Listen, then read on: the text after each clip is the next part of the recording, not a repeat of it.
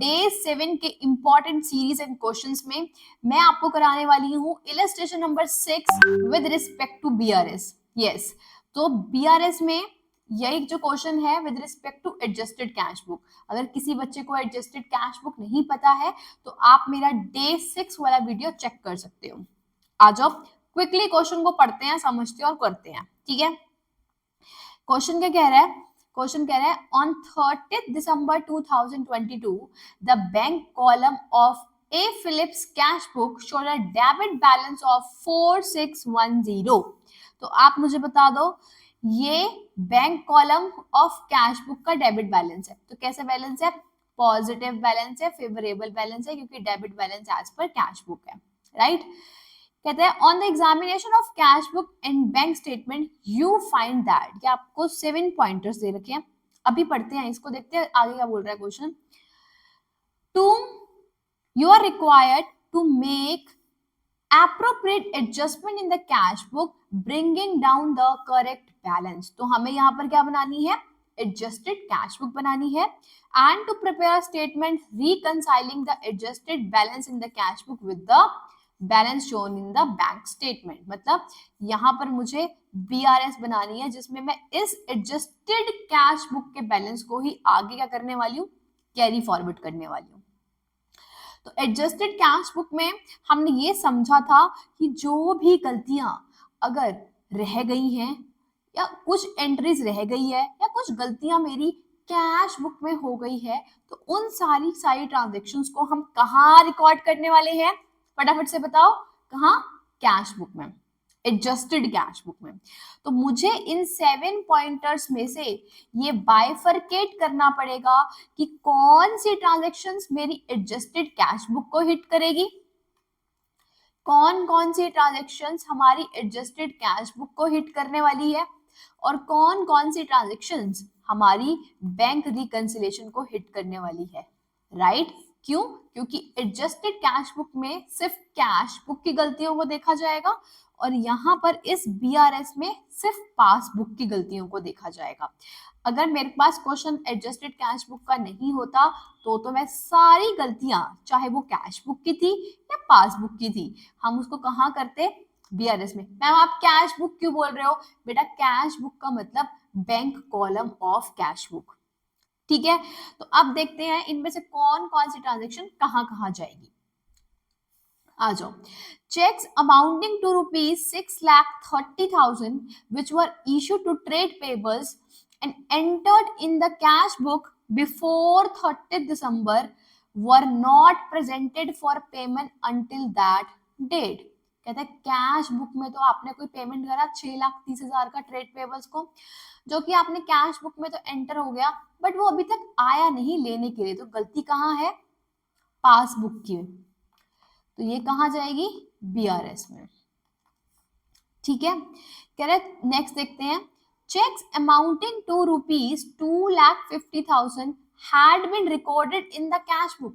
Cash book में तो हो गया था, यहाँ पर भी देखो entered in the cash book, तो कैश बुक वाली में गलती नहीं है ना, यहाँ कैश बुक में गलती है ना यहाँ, तो ये भी कहाँ जाएगा? But were entered in the bank statement on 1 जनवरी। तो टाइमिंग डिफरेंस की गलती है, कहाँ पर? पासबुक में। तो ये स्टेटमेंट कहाँ जाएगी? एडजस्टमेंट देखेंगे क्या करना है क्या नहीं करना, अभी हम सिर्फ चीजों को बाइफरकेट कर रहे हैं कि कौन सी एंट्री कौन सी बुक में जाने वाली है।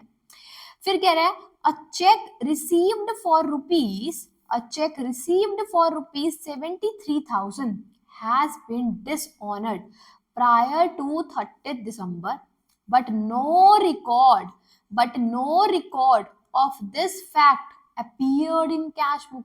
कहते कैश बुक में कोई फैक्ट्स रिकॉर्ड ही नहीं हुए, तो साहब इसको कहाँ रिकॉर्ड करेंगे?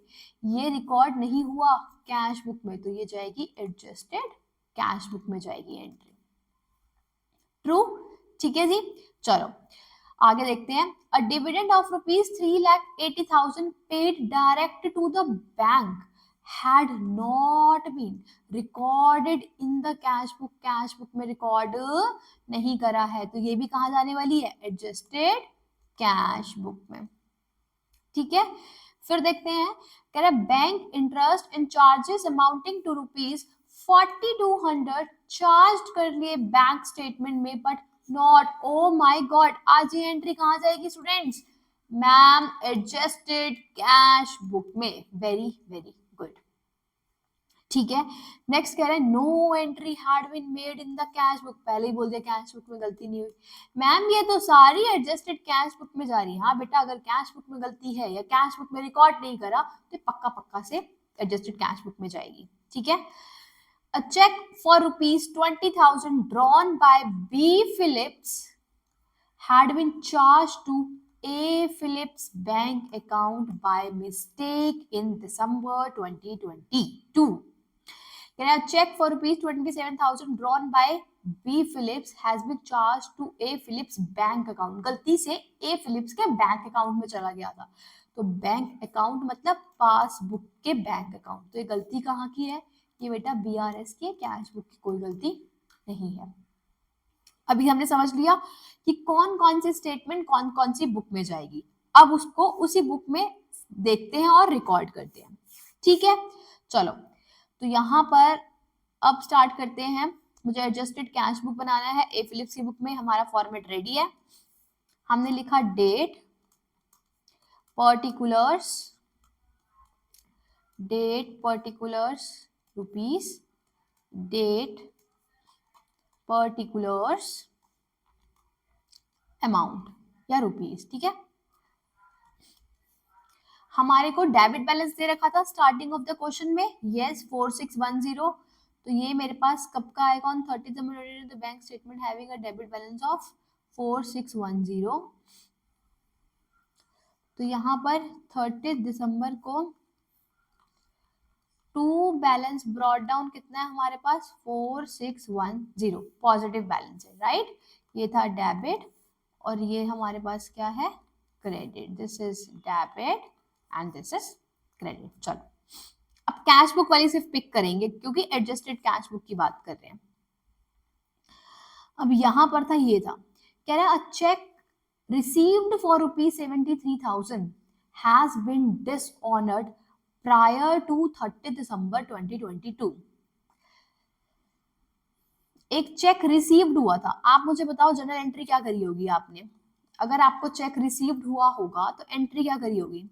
आपने एंट्री कर दी होगी bank account debit to debtors. Debtor से पैसे मिलने थे, लेकिन वो कह रहा है कि ये वाला चेक डिसऑनर हो गया, जिसका पता किसको नहीं था? जिसका पता कैश बुक को नहीं चला। तो हमने एंट्री कर दी डेटर्स टू बैंक कि भैया पैसे आए ही नहीं, पैसे तो आए नहीं। कह रहा है cheque receive for 73,000 has been dishonoured prior to 30 December but no record of this fact appeared in the cash book. तो यहाँ पर कैश बुक वाले ने क्या कर लिया? सीवी वाले ने तो अपना प्लस कर दिया, भैया पैसे आ गए होंगे, 73,000 रुपीज आ गए होंगे। बट एक्चुअल में पासबुक में क्या हुआ? अरे कुछ भी, मतलब पैसे आए नहीं, और इस बात का कैश बुक को पता ही नहीं चला। तो आज चेंज क्या करूं? आज इसको 73,000 मुझे माइनस करके दिखाना पड़ेगा। ठीक है, तो यहां पर हम क्या लिखेंगे? पॉइंट नंबर 3, 30 दिसंबर को माइनस करेंगे तो हम इस तरफ लिखेंगे, दैट इज बाय क्या लिखेंगे हमारे पास? By cheque dishonoured. By cheque dishonoured कितना अमाउंट आ जाएगा? 73,000। ठीक है, नेक्स्ट क्या कह रहे हैं हमारे पास? A dividend of ₹3,80,000 paid direct to the bank not been recorded in the cash book. Dividend का पैसा मिला तो भैया कैश सीबी को तो पता ही नहीं था, डायरेक्ट पीबी में आ गया 3,80,000।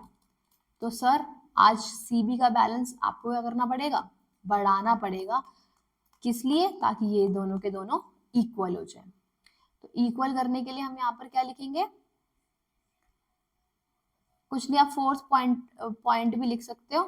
तो टू डिविडेंड रिसीव्ड कितना? 3,80,000, राइट। चलो, कह रहा है bank interest and charges amounting to ₹4200 had been charged in the bank statement but not entered in the cash book.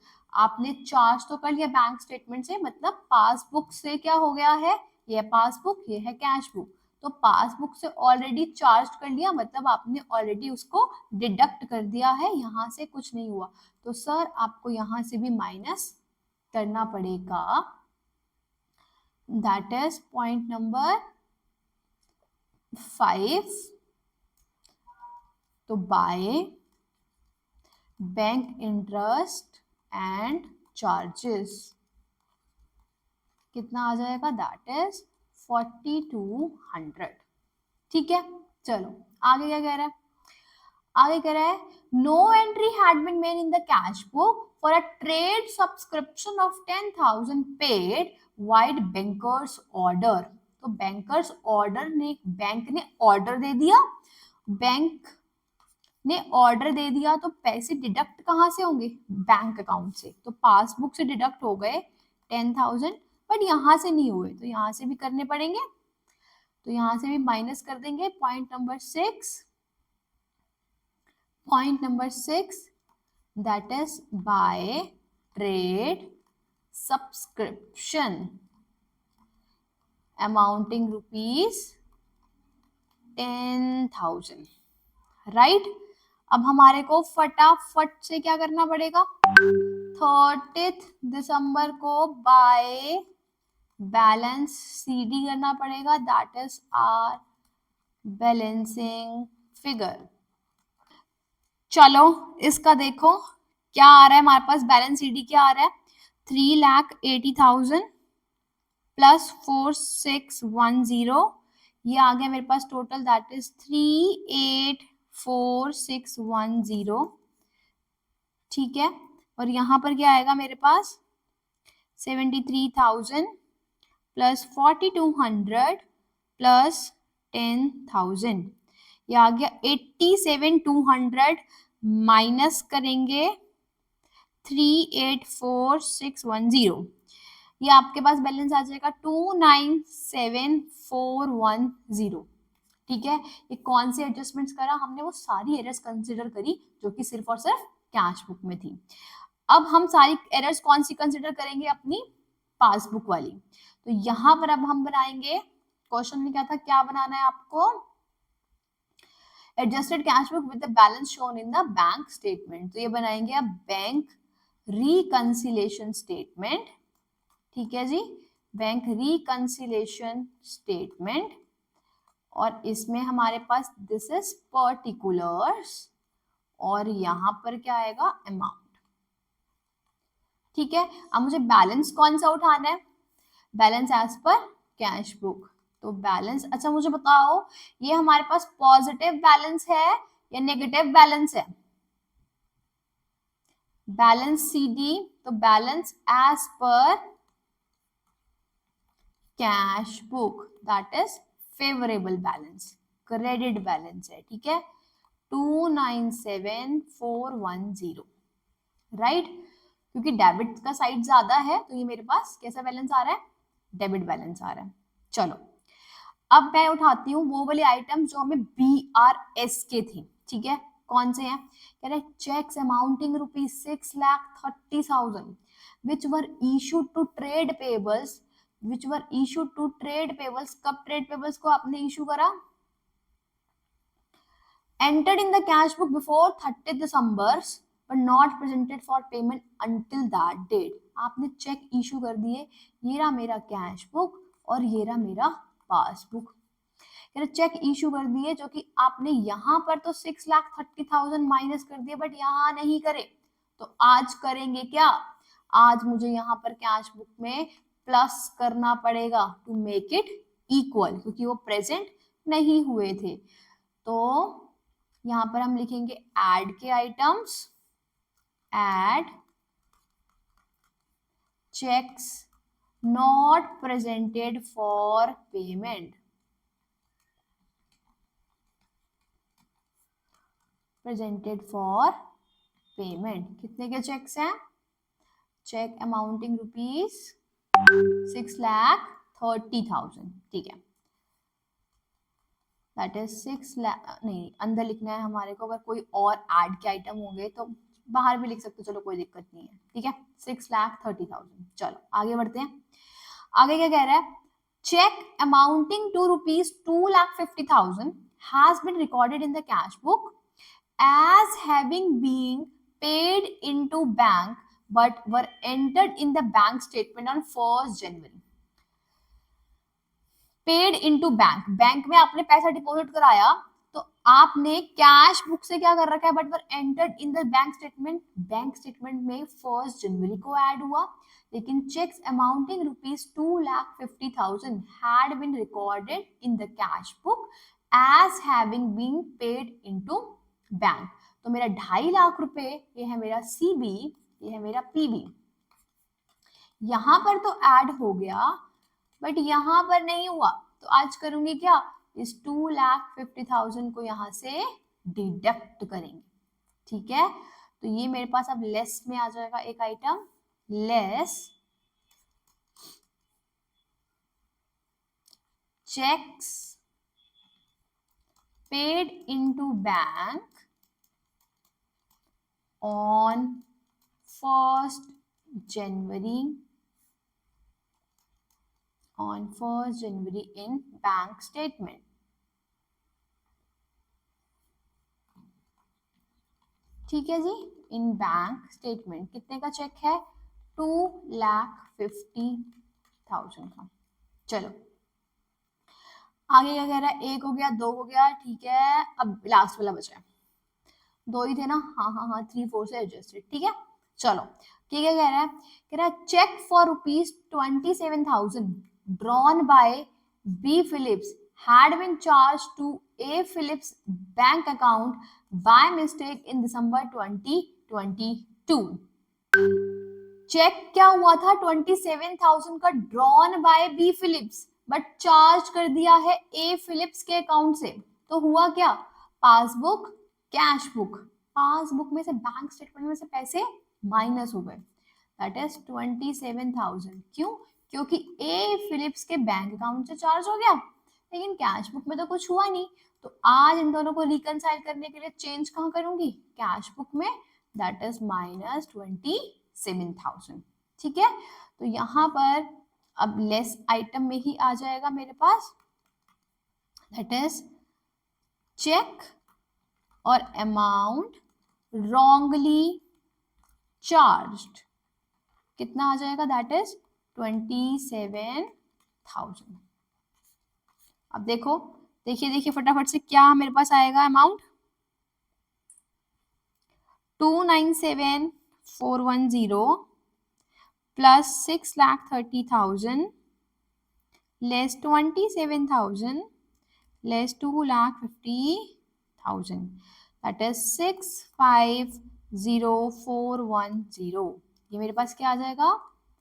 Balance as पर पासबुक, ठीक है जी। तो डिफरेंस क्या है? कैश एडजस्टेड कैश बुक में बेटा जो गलतियां कैश बुक की थी उसको कैश बुक में ही रूट करके इस बैलेंस को आपको बीआरएस में लेकर आना है, as simple as. I hope आपको समझ आ गया है। गुड।